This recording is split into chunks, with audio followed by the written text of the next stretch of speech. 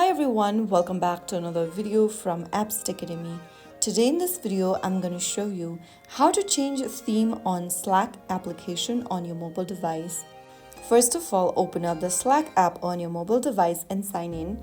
From the main homepage of Slack, tap on your profile picture at the top right corner and then in the expanded menu, click on Preferences. Under Preferences, tap on the Color mode. Under Appearance, select your preferred option, such as from always light, always dark, or follow system setting.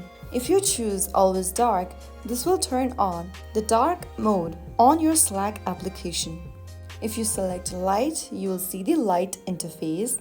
If you select follow the system, then this will automatically match your device's system theme in the app as well.